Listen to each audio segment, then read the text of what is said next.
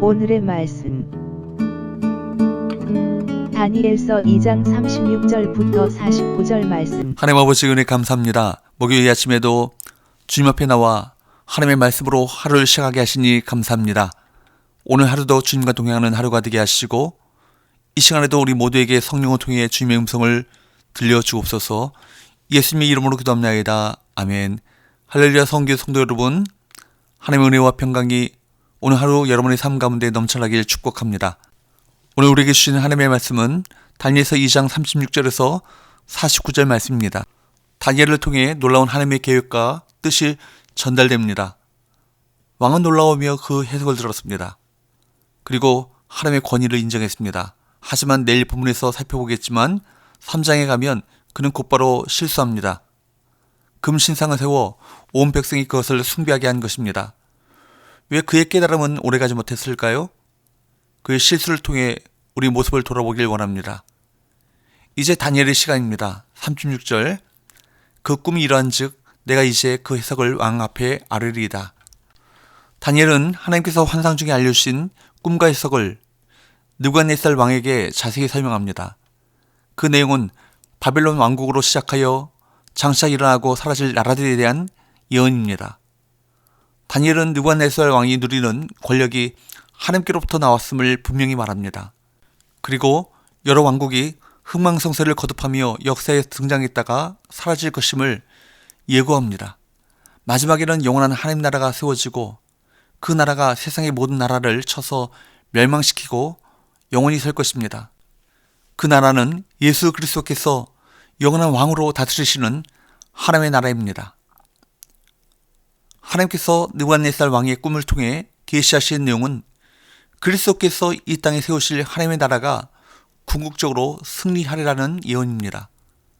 그러므로 느부갓네살 왕의 꿈에 나타난 손대지 않은 돌은 예수 그리스도를 상징합니다.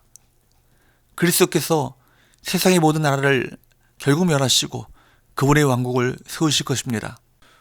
오늘날에도 영원히 망할 것 같지 않은 최강대국들이 존재하지만 결국 그 나라들도 때가 되면 사라질 것입니다.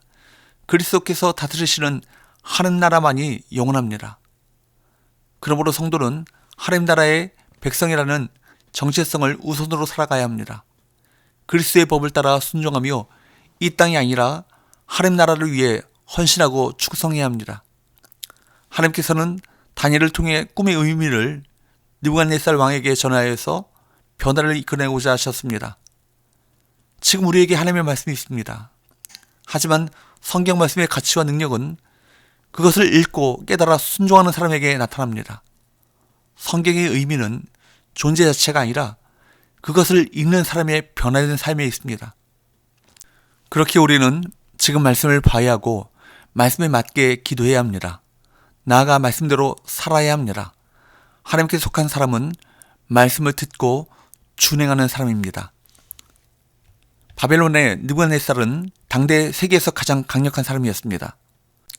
그것이 가능한 이유는 37절 말씀과 같이 하나님께서 그에게 권세와 능력과 영광을 주셨기 때문입니다.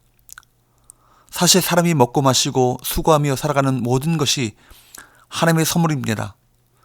하나님의 형상을 닮은 우리가 인간으로 삶을 살아가는 것은 말 그대로 엄청난 복입니다.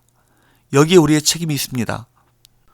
어쩌면 느부갓네살이 짐승처럼 7년을 살아야 했던 이유는 그가 자기에게 주어진 큰 책임을 다하지 못했기 때문일 것입니다. 42절에서 43절 말씀과 같이 흙과 쇠로 된 나라들의 시대가 올 것입니다. 쇠와 흙은 섞이긴 하지만 결코 하나가 되지 못합니다. 결국 하나님이 오셔서 한 나라를 세우실 때까지 흙과 쇠는 합해지지 않고 서로 대적하며 헛된 일을 도모할 것입니다. 인간 개인뿐 아니라 세상의 국가 역시 본질적으로 한계를 가지고 있습니다. 쇠는 흙을 부수고 흙은 쇠를 녹슬게 만듭니다. 우리 기독교인은 좋은 사회를 만들고 선한 영향력을 끼쳐야 합니다. 하지만 세상은 세상이고 우리가 기다려야 할 것은 하나님의 나라인 것입니다. 45절 손대지 아니한 돌이 산에서 나와서 쇠와 놋과 진흙과 은과 금을 부서뜨린 것을 왕께서 보신 것은 크신 하나님이 장래 일을 왕께 알게 하신 것이라. 이 꿈은 참되고 이 해석은 확실하니이다 하니, 하나님은 다니엘을 통해 느부갓네살 왕에게 깨달음을 주십니다. 비록 그것은 오래가지 못했지만 오만하고 포악했던 왕에게 분명한 도전과 깨달음의 시간이 되었습니다. 그런데 여러분, 깨달음을 얻는 것보다 더 중요한 것은 계속 그 삶을 살아가는 것입니다. 왕은 그것에 실패했고 결국 하나님께서 그를 치셨습니다. 이것은 단지 느부갓네살만의 실수는 아닙니다.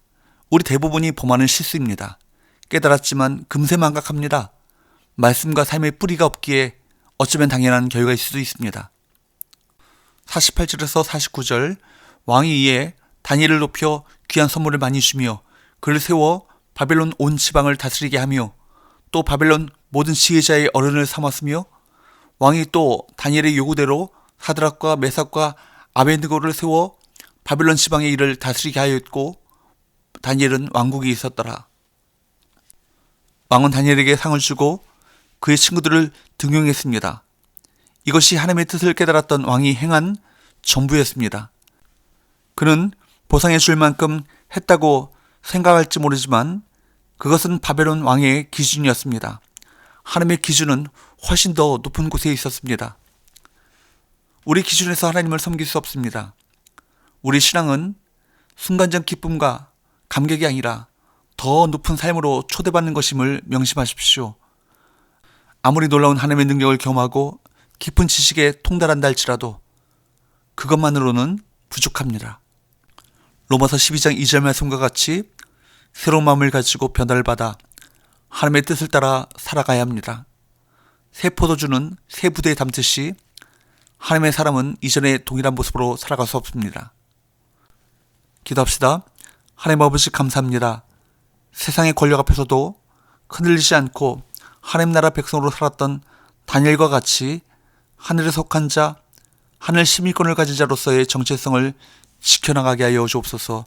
예수님의 이름으로 기도합나이다. 아멘.